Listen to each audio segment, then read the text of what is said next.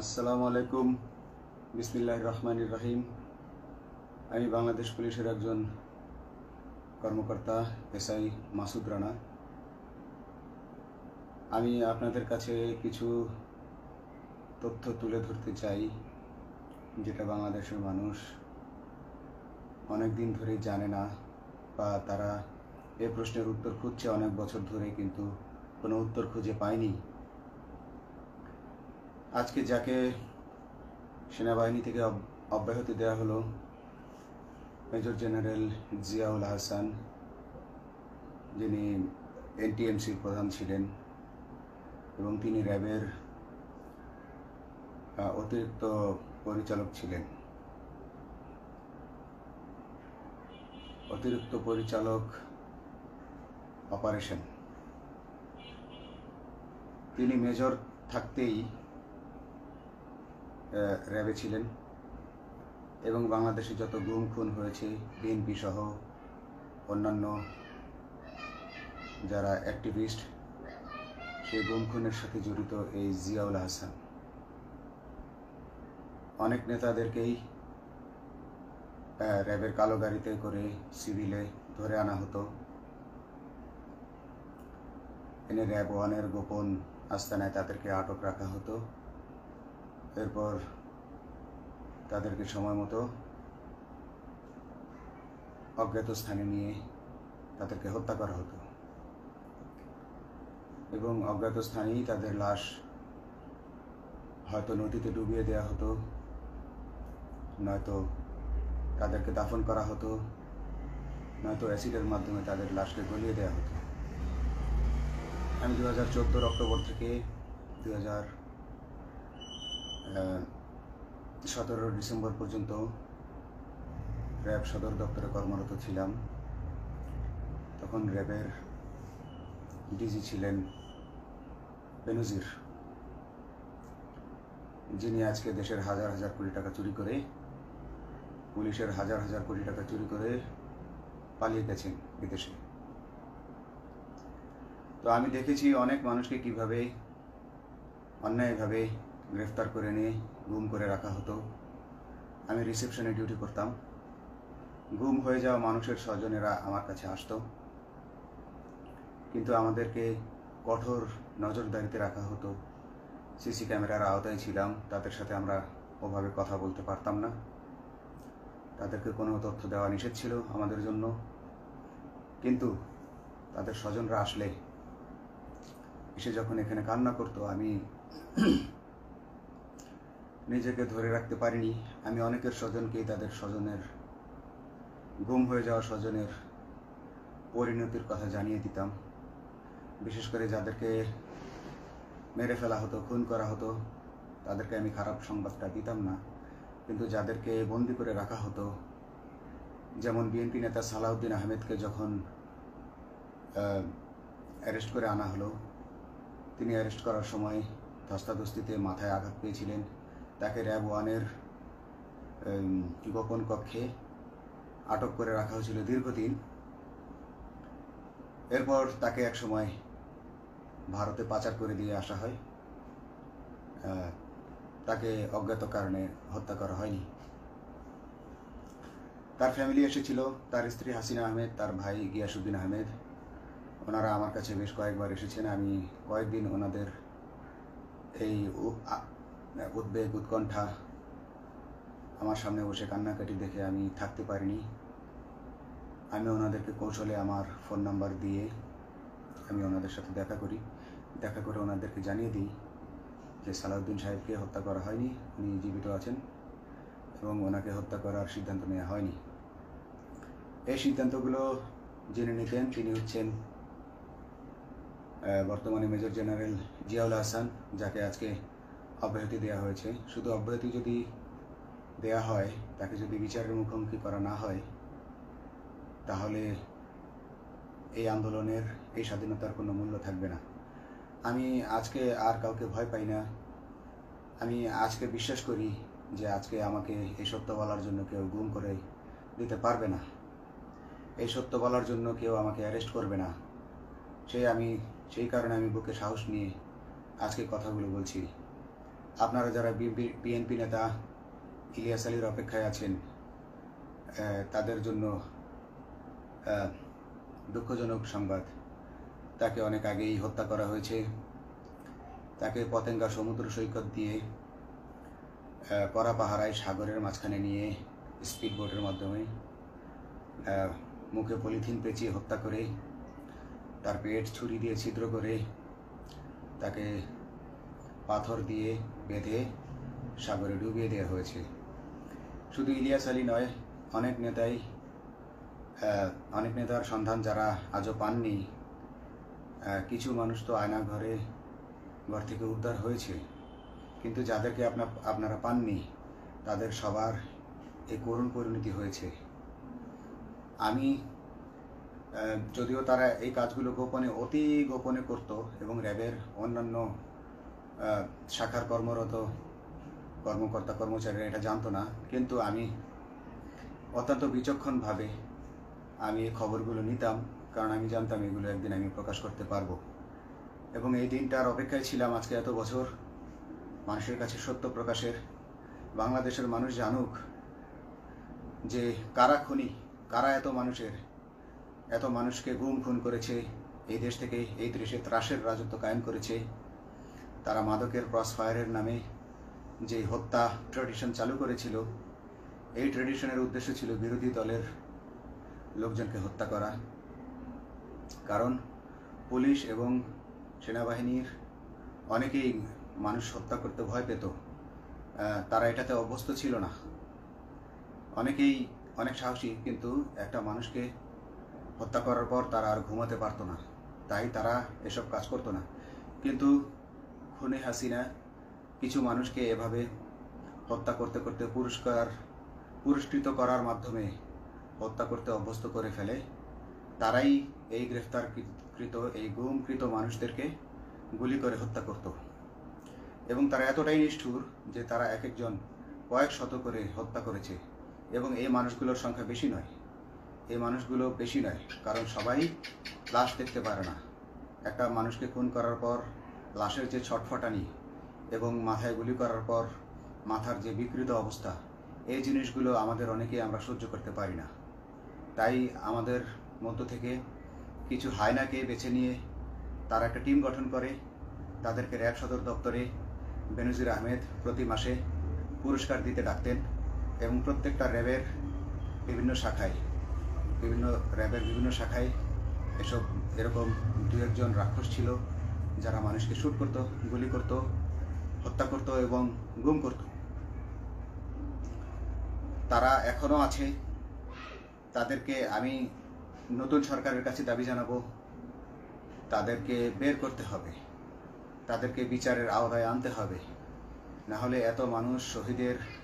এত শহীদের বিনিময়ে যে ফ্যাসিবাদ থেকে, যে স্বৈর শাসন, যে খুনি হাসিনার হাত থেকে আমরা মুক্তি পেয়েছি, সে মুক্তির প্রকৃত মূল্য আমরা পাবো না, প্রকৃত স্বাদ আমরা পাবো না। এই খুনিদেরকে বের করতে হবে, এই খুনিদেরকে বের করে আইনের আওতায় আনতে হবে।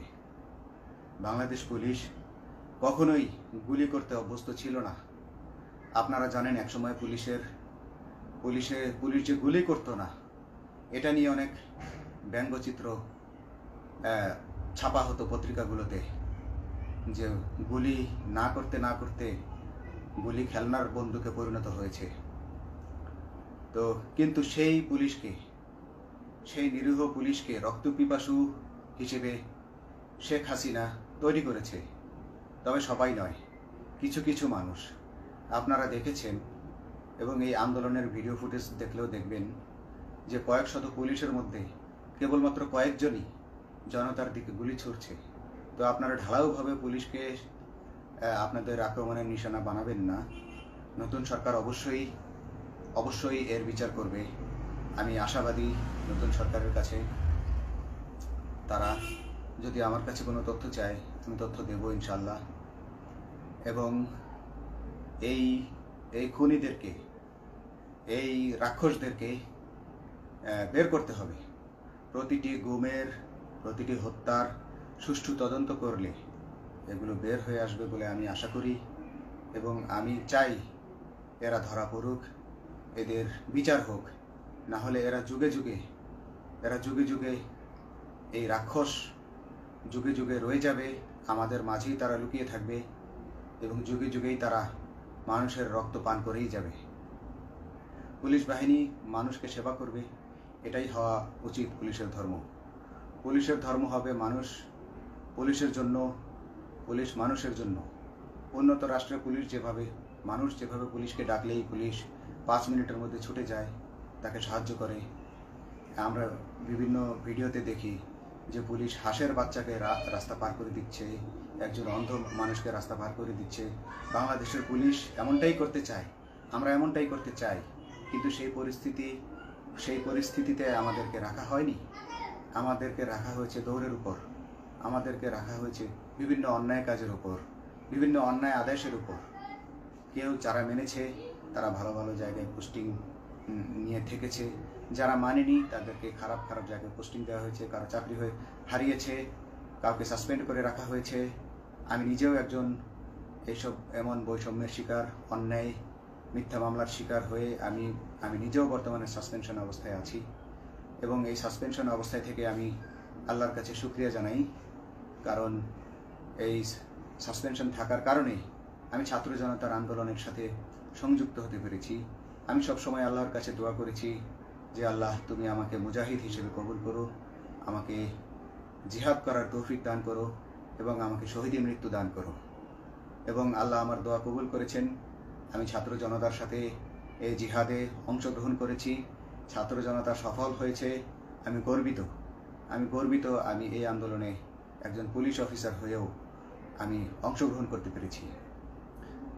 তো যাই হোক, আমি চাইব যে বাংলাদেশ পুলিশের, র্যাবের যে সকল কর্মকর্তা অগণিত মানুষের গুম খুনের সাথে জড়িত ছিল তাদেরকে ধরা হোক, তাদেরকে আইনের আওতায় আনা হোক।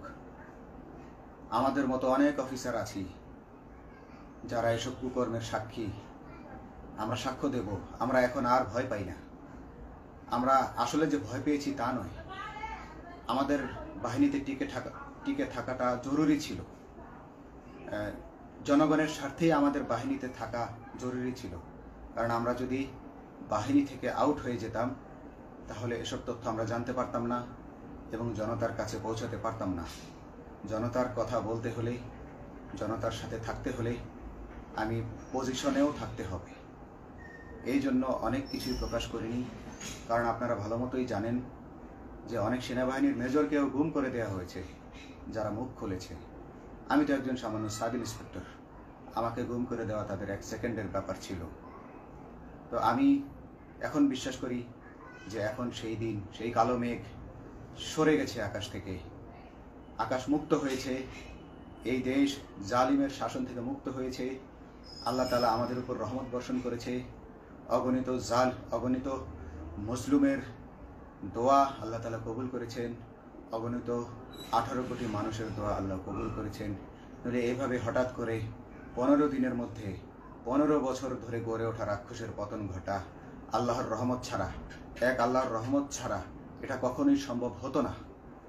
আমি আল্লাহর উপর ভরসা রেখে বলছি, আপনারা নতুন প্রশাসনকে ঢেলে সাজান, পুলিশ বাহিনীকে ঢেলে সাজান। এই সিস্টেমের মধ্যেই, পুলিশের এই সিস্টেমের মধ্যেই গণ্ডগোল আছে, নিয়োগের মধ্যে গণ্ডগোল আছে। আপনারা এই সিস্টেমগুলো পরিবর্তন করুন, আপনারা এই সিস্টেম পরিবর্তনে সাহায্য করুন এবং পুলিশ ডিপার্টমেন্টে যত ডিপার্টমেন্টাল পরীক্ষা আছে এগুলো তুলে দেন। এই ডিপার্টমেন্টাল পরীক্ষাগুলোর মাধ্যমে আমাদের ঊর্ধ্বতনরা আমাদের গলা সবসময় চিপে ধরে রাখে, ঠিক আছে? সেজন্য আমরা তাদের কাছে সবসময় আটকা থাকি। এজন্য আমরা অনেক কিছু বলতে পারি না, অন্যায়ের প্রতিবাদ করতে পারি না। তো এই সিস্টেম পরিবর্তন জরুরি। ডিপার্টমেন্টে কোনো পরীক্ষা থাকা যাবে না। কনস্টেবল হতে যারা একটা নির্দিষ্ট সময় পর তার বিভিন্ন কোর্স করানোর মাধ্যমে তার প্রমোশন হতে হবে। সাব ইন্সপেক্টরে ভর্তি হয়ে 5 বছর পর ইন্সপেক্টর হিসেবে পদোন্নতি পাবে, তার 5 বছর পর সহকারী পুলিশ সুপার হিসেবে পদোন্নতি পাবে। এভাবে আইন পরিবর্তন করতে হবে। তাদেরকে দক্ষ করে গড়ে তোলার জন্য বিশেষ কোর্সের আয়োজন করতে হবে এবং সৎভাবে বাঁচার জন্য সঠিক বেতন কাঠামো এবং ভালো কাজের জন্য পুরস্কার এর ব্যবস্থা করতে হবে। বিভিন্ন যে চোরাই মাল মাদক উদ্ধারের জন্য সেক্ষেত্রেও বিশেষ পুরস্কারের ব্যবস্থা থাকতে হবে এবং বাসস্থান এবং যানবাহন, পুলিশের যেই ব্যয়টা হয় সেটা হচ্ছে বাসস্থান এবং যানবাহন। পুলিশ আমরা নিজের বেতনের টাকা দিয়ে মোটরসাইকেল কিনে চাকরি করতে হয়, এই বিষয়টা যেন না করতে হয় এবং সরকারি বাসস্থান যদি আমাদেরকে দেয়া হয় তবে আমরা বেতনের টাকা দিয়ে আমরা মানুষকে সেবা দিতে পারবো, সৎভাবে চলতে পারবো এবং দেশের মানুষকে সন্তুষ্ট করতে পারবো ইনশাআল্লাহ। তো আমি আপনাদেরকে প্রথমে যেই তথ্যগুলো দিয়েছি গুম খুনের বিষয়ে, আপনারা এই তথ্যগুলো অনুসন্ধান করুন, অনুসন্ধানে টিম গঠন করুন। প্রত্যেকটা গুম খুনের বিচার হতে হবে এই দেশে। যারা আটক ছিলেন অনেকেই হয়তো এখন আয়নাঘর থেকে মুক্তি পেয়েছেন, কিন্তু যারা দুর্ভাগ্যের শিকার হয়ে মৃত্যুবরণ করেছেন তাদের আত্মীয় স্বজনরা, তাদের প্রতি আমার সমবেদনা রইল। তারা জোর দাবি তুলুন, তারা সবাই সরকারের কাছে আপনাদের পরিবার পরিজনের নিখোঁজ হওয়ার বিষয়টি তুলে ধরুন, আপনারা জোর দাবি জানান এবং গুম খুন তদন্তে একটি তদন্ত কমিটি গঠন করা হোক, যেখানে কোনো পুলিশ বা সেনাবাহিনীর সদস্য থাকবে না।